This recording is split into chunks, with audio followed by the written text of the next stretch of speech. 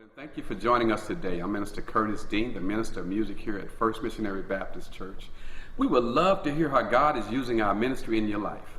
If you have any questions about today's sermon or any general questions, please contact us at admin@fmbc-concord.org. Our mission is to lead all people into a life-changing, ever-growing relationship with Christ. Thanks again for joining us today for Sunday services. See you next week. Be blessed.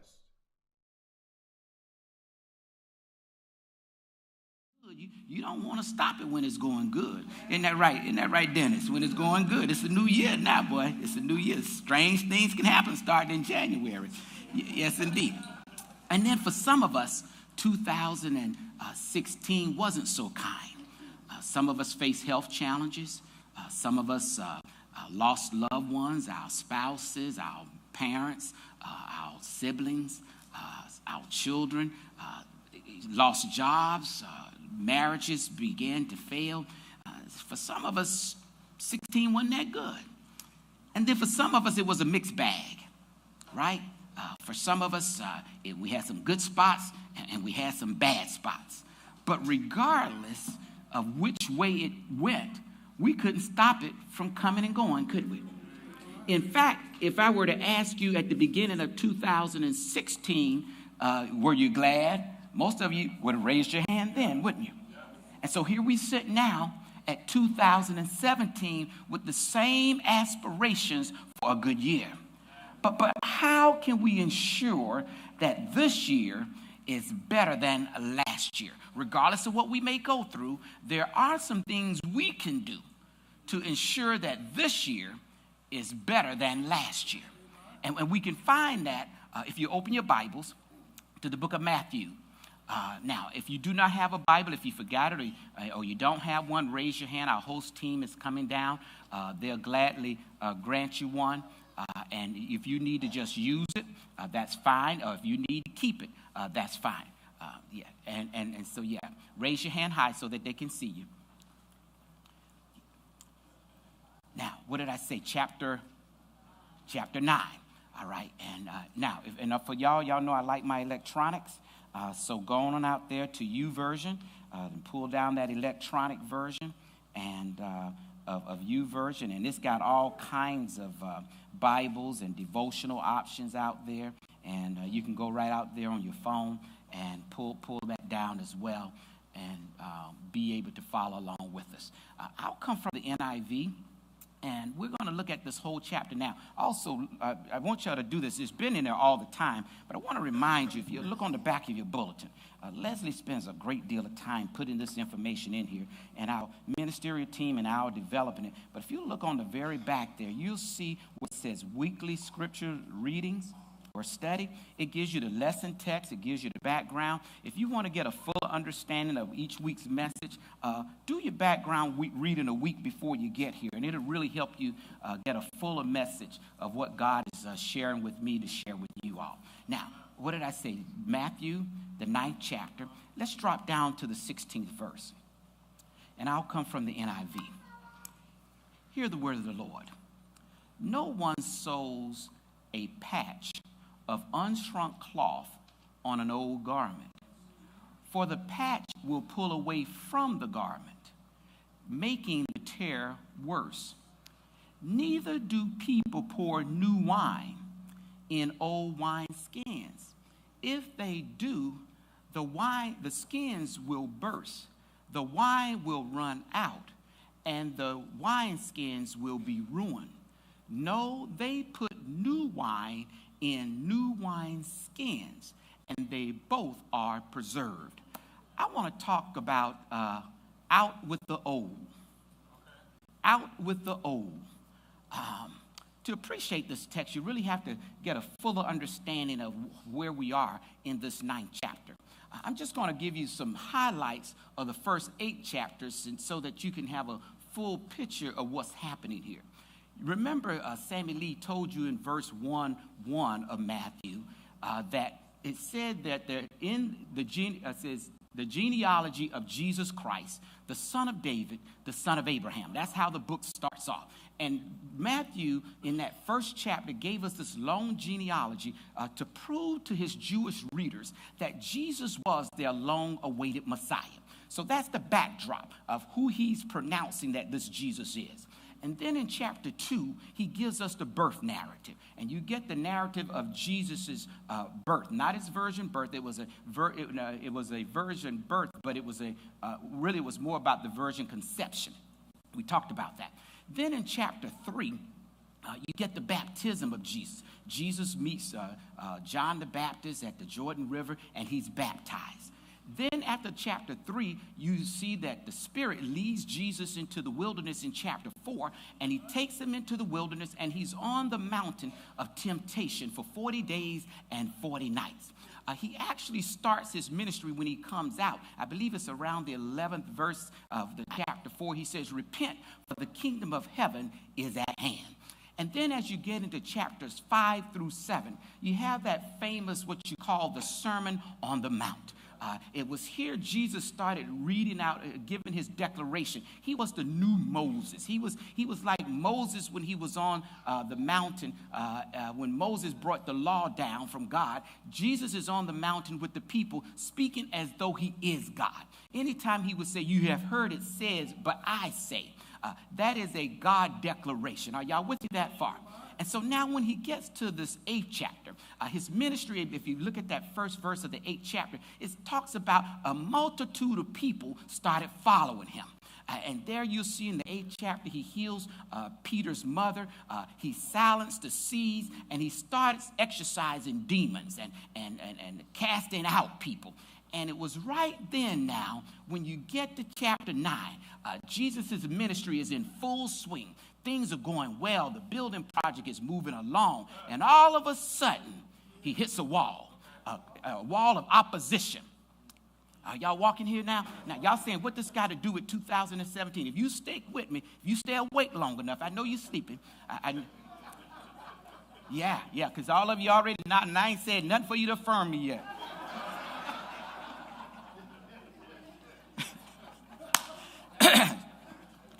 I even see y'all on streaming nod. Now watch this now. Watch this. Now, in verses, chapter 9, now walk with me through chapter 9. You just go back and read all of this. As I said, if you do the background reading, it'll help you. But in verses 1 through 8, you see where the deacons and Sunday school teachers, the teachers of the law, they got upset with Jesus because he healed a man that was lame. Now just hold that. I'm going to come back to that. Then in verses 9 through 13, you see the ushers and the host and the greeters. The Pharisees, they get upset with Jesus, all right? The Pharisees, because he invited an outsider to be an insider. All right, and he went over to their house to party. Didn't come to your house last night for the party. This is the text. I'm just reading and understanding the text. It just blew my mind when I started studying this. Now watch this. Now, then in verses 14 and 15, you got some choir members. You got some disciples of John who want to boycott, all right? Are y'all listening to me here? Because of some new changes, that things aren't being done the way they want them to be done. Are y'all walking? I'm just looking. It's just, isn't it right there in the text? It says it right there in the text. And so now here you got these disciples of John who have been going to John's Bible study. Are y'all with me? And have been learning about the Old Testament and this coming of Jesus. But now that Jesus has come, they want to know, why don't your people do what we do? Lip poked out. Y'all know how it is. We want to do it this way. And if we don't, we ain't coming no more.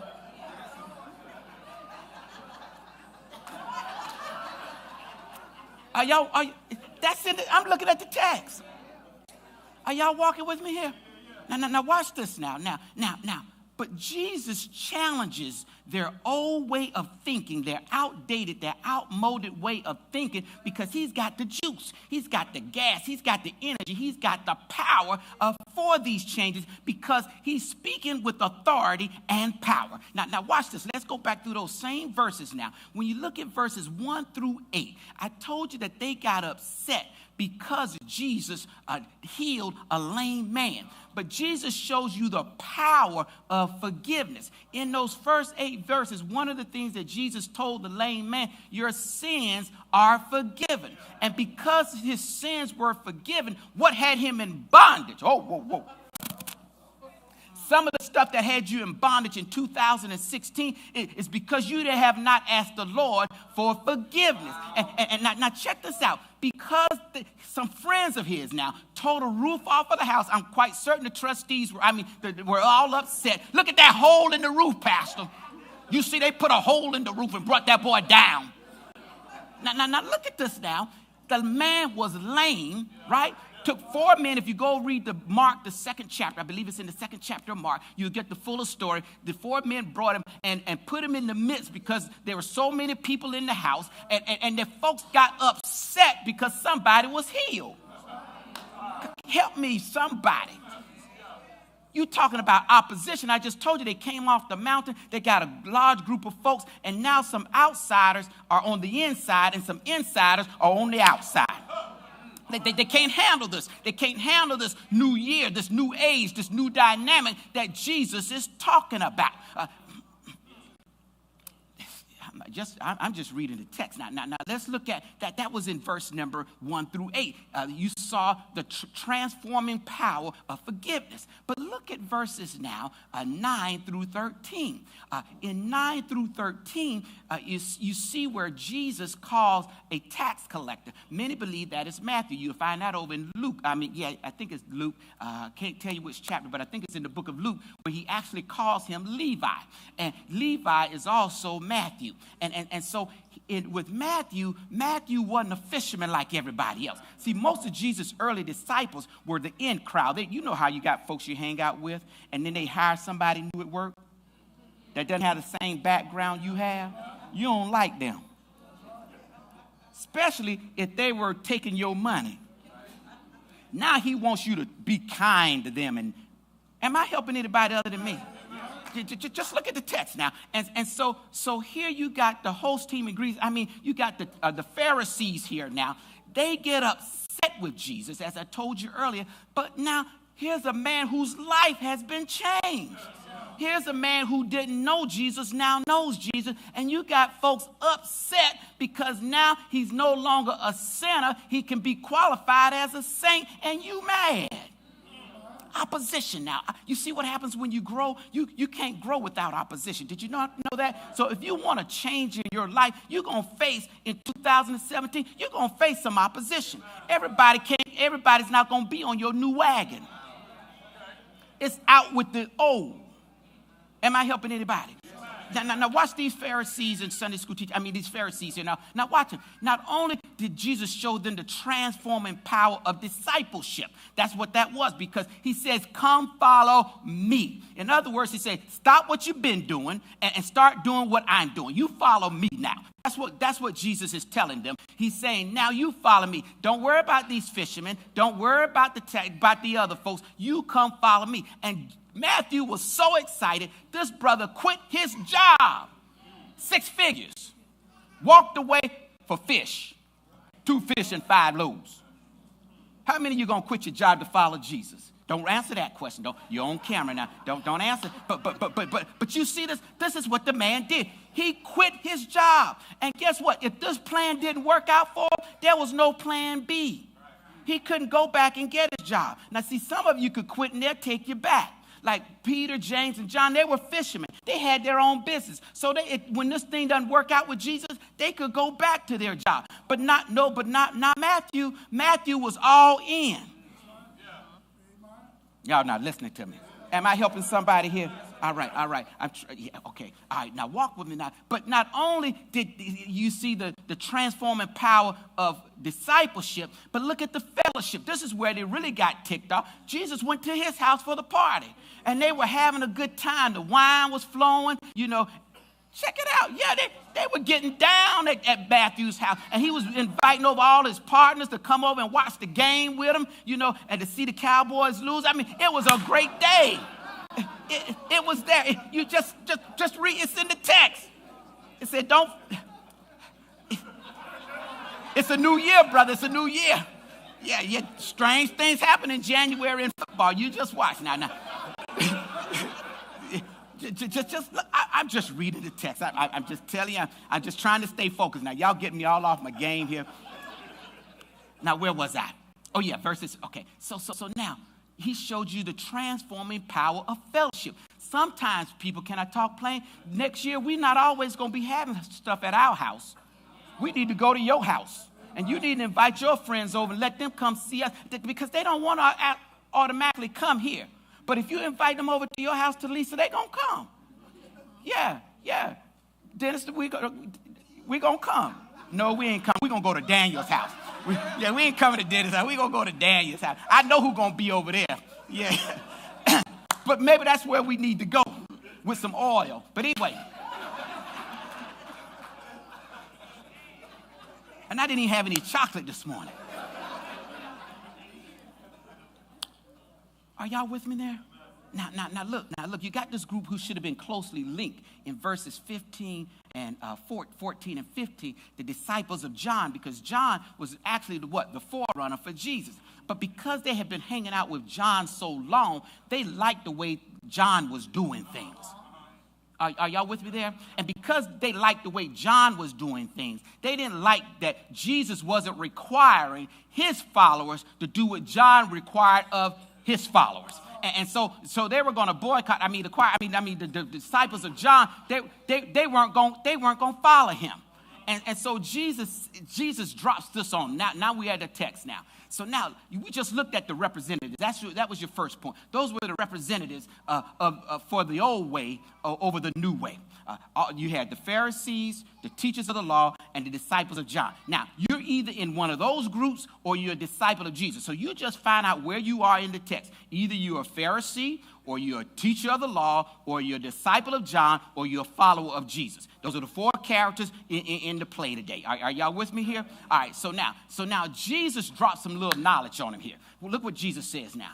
Jesus says a few people, or a couple of folks, the rich folks or the poor folks don't sow. Is that what it says? It says no one sows. So now what he's getting ready to show us here, now we just looked at the representatives of the old way over the new way. Now we're going to look at the repercussions of mixing the old way with the new way. Sometimes we like to mix stuff, because we don't like to get rid of some stuff. Any folks like that, you just keep adding stuff. That's why you keep getting storage spaces.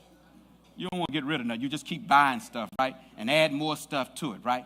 But here he's saying no. Watch what he says now. He says, no one sows a patch of unshrunk cloth. Now, that word unshrunk cloth meant a piece of material that hadn't been washed, it hadn't been bleached, it hadn't been treated. It was brand new material. You know how it is. You go to the fabric store, you get something, it's brand new. Now, it says no one sews. That means if you know how you used to have a holding, y'all don't know nothing about patches. Anybody used to have patches? Patches? Okay, all right. I'm depending. Oh, no, that's a song. Okay, bye. So now you take those patches, and if you took that patch, he's saying, and sewed it on an old garment. Now, an old garment is something like your favorite jeans, they've been worn, they've been washed, and they've shrunk all, they're going to shrink, and the hole is the size the hole is. Are y'all with me here? He says, now, if you take that patch and put it over that hole, and then you go and wash those jeans, when that new patch is stronger than the old jeans, it's going to make the tear worse, meaning that you should have kept that little hole, because now you're going to have a bigger hole. Are y'all with me here? So he's saying now, he's talking about mixing law and grace, tradition and the teachings of Jesus. He's saying some of that stuff you can't mix. Y'all, is this helping anybody? He said, look at the repercussions now. The repercussions if you try to mix old stuff with new stuff, it's going to tear up the old stuff. In fact, it's going to be worse off than the stuff that you already had. He's saying you can't take old stuff. You can't take old stuff in 2016. I'm trying to help somebody here. You can't take that into 2017 and think you're going to make things better. He's saying he said you can't do it. You can't mix the two. Now, this was so important of an analogy and a metaphor for Jesus that he had to make the point in two cases. He said, well, maybe you don't understand the sowing metaphor. He said, maybe, some of y'all, when I ask you about patches, y'all, but now let me ask you this. How many of you ever heard anything about wine? Go ahead and raise your hand. Come on. Don't lie to me. Oh, look at this crowd over here. They ain't going to act like they know nothing. Ain't but one person on this whole side. I'm going to ask the question again. Have you ever heard anything about wine? Okay. I didn't say did you have your bottle under the seat or anything. I didn't say if it was out in the car. You acting all coy like.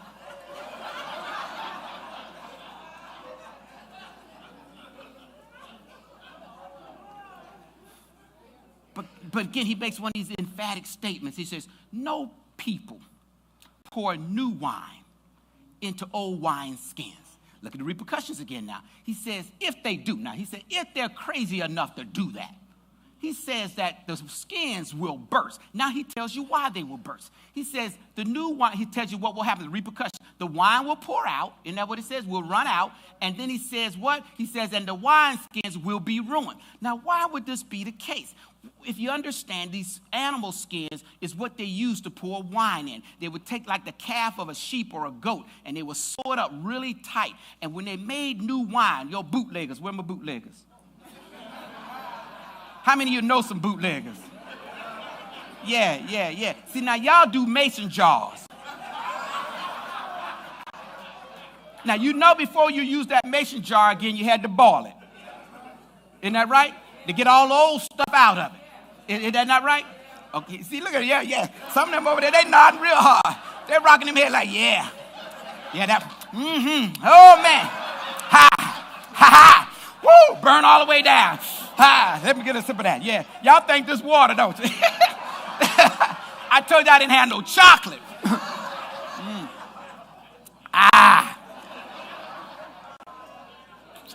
Woo. Yeah. That's good stuff there. Now, where was that? Oh, get me a drink.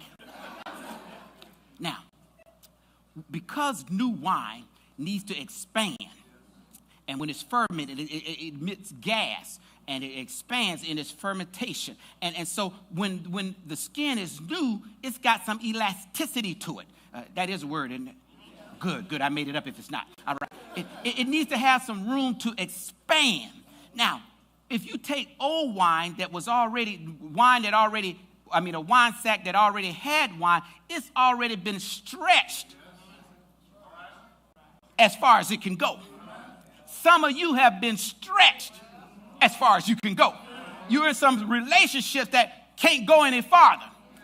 But you keep trying to put new wine in old wine sacks. Some of you are in some careers that you can't go any farther. You've been trying to put new wine in old wines. I'm just trying to help some folks here. Some of you are in some relationships that you can't go any farther with those relationships. You're trying to take old stuff into a new year. You're trying to do something that can't be done. Jesus says there's repercussions when you're trying to take old stuff and put it in, new stuff and put it in to old stuff. It just won't work. That's why the son said, I won't go back. You see, when you know what won't work, you don't keep going back. Some stuff you need to leave in 2016. Go ahead on and text them right now. Say it's over. See, some of you are afraid to do so. But God can't bless you. See, look. Jesus was trying to tell them that as long as you keep going with old stuff, you keep cutting off your blessings because you can't make room. I'm trying to help somebody. God says you got to make some room. He STP. You know, some of y'all guys old cars, you know what that is. You put that STP in that old engine so you get a few more horses out of it. He said, no. He said, get rid of the engine. He said, get rid of the car. He says, you need a new engine. He says, you need a new car. He says, you need some new power. You need some new strength. No. That's the repercussions now. Look what he says. I just told you, he says, look at it. The next thing he says, replacement of the old ways with the new ways. Look what he says there, the latter part of verse 17. He says, no, this is what they do. He said, they don't put that old stuff in new wine sacks. He says, new wine sacks. It won't work. It won't work. Can I help you? Please stop trying to keep doing what you're doing. We as a church have got to stop doing some things in 2017. It's going to hurt. We're going to face some more opposition. But we can't continue to put new wine in old wine skins. You got some things in your life. You keep doing the same thing, looking for different results. He says, can't do it. He says that's the definition of insanity. You keep doing those insane things. God's sitting there wanting to bless you. Many of you are cutting off your blessings because you're taking old ways and old habits and you're trying to put them into new ways and new habits. And the two, they don't mix. That's why the song says, I won't go back. Some of you, that needs to be your mantra for this year. You need to say, I'm not going to keep doing what I've been doing and expecting God to bless what I'm doing. Look what Jesus says. He says, here's what you do. He says, you got to replace some stuff. First, you got to get some new wine. Y'all hear that? You need some new wine. That means you got to let go all of that old stuff. You got to let it go. Got to go get you some new ingredients. What is the new wine? Jesus is teaching is the new wine. Now, don't hear me wrong, just like he told them. He says, don't misunderstand, because he told them in chapter 5, I believe it's verse 44, somewhere along in there. I believe he says that I didn't come to abolish the law, but I came to fulfill it. See, there was some room left. That he says, I got to fulfill what you're lacking. But I can't put it in the wine skins that you got. He says, I got to give you some new wine. That's why he says, a new covenant I give to you. Love one another as I have loved you. He says, not all about keeping the laws and the traditions and the rules and the regulations. This is the way we used to do it. Or why don't we do it this way? Or why didn't this have to happen? No, he says, look at the teachings of Jesus. He says, I got a new way. If you want 2017 to be better, regardless of what your ups and downs in life may be, Jesus said, you go a new way. And he said, his way is narrow. And few find it. In other words, most of us are going to, no, most of you all, I know which way I'm going. I can't put me in there with you. You got to speak for yourself on that one. Most of us, most of you, many people are going the wrong way. But Jesus says, I am the way, the truth, and the life. No one comes to the Father except by me. So Jesus is saying that he is the new way. Stop trying all those other ways or all those other formulas. He said, get rid of all of that stuff. If it's not Jesus' way, get rid of it. If it's not what thus said the Lord, get rid of it. He's saying that you need a new way. And he says, when you do that, you got to put it inside something new. Now watch the, wait a minute. I got Jesus' new ways. Well, how I got to have some new skin. How in the world can I get new skin? How in the world can this old body become a new body? Isn't that what Nicodemus asked in John, the fourth chapter, I believe it was, or the third chapter? He said, how can I be born again? That's what he's talking about here, this new wine skin. He says you need a new you. Isn't that what we talked about last night? A new you? Yes, indeed. Well, how do I get that? I got to be covered in the blood of Jesus. He said that makes me a new creation. Old things, there it is right there, 2 Corinthians 5:17. Old things have passed away. All things, no few things, something, no, all things become brand new. You got to get rid of some stuff. You got to clean out some stuff. He says, no, you need a new temple. And he says, you got to pour that in there. All right, come here, Jesus. Jesus only operated in new stuff. Did he not? Come here, Mary. He couldn't go in an old used womb. No, he said, I need a new womb. He says, that's right. And he says, I can't go into an old tomb. I got to go into one that's never been used before. Why? Because he says, I got a new way. I got new stuff that I'm giving to you. And he says, and if you follow this new way, see, that's why death couldn't hold him, because he was brand new and he's always new. And when death tried to keep him down, death did like that. But on that third day morning, all that newness, that power, that authority, that he broke through all of that. And he says, now I got all power in heaven and on earth.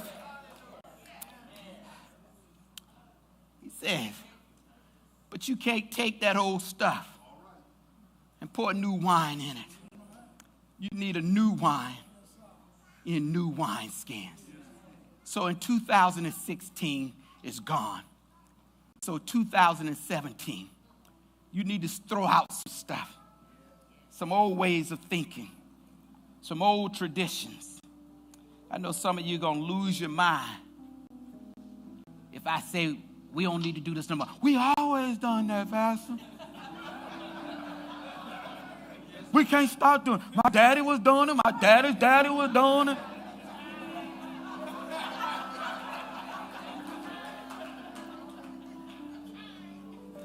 That's why some of you are stuck where you are in life. I'm trying to help you. I remember when I had to get unstuck. First thing that I had to go was the way I looked at things and thought about things. I was a disciple of John. I was a Pharisee. I was a teacher of the law. I was following tradition and old practices and old behaviors. But then I met a man named Jesus. When he came into my life, old things have passed away. All things became brand new. Oh, I got some friends that I see folks, I got to tell you this. I see folks that I used to hang out with. I can't even remember their names now. And I mean, we did some stuff, I should remember their names. But when God cleaned us up, he took that stuff. They say, Herb, don't you remember me? I'm going like, I'm trying, but really I don't want to. Because if it happened before 1990, I don't need to know you. I just need to know what happened then, when God turned me around, set my feet on solid ground. Hi, my name is Herb Redrick. I'm the lead pastor here at First Missionary Baptist Church. I pray that God's word touched your heart today, because our mission is to lead all people into a life-changing, ever-growing relationship with Christ. If you have a question about the ministries or the message, please contact us at admin@fmbc-concord.org. Look forward to seeing you soon. Thanks. Bye-bye.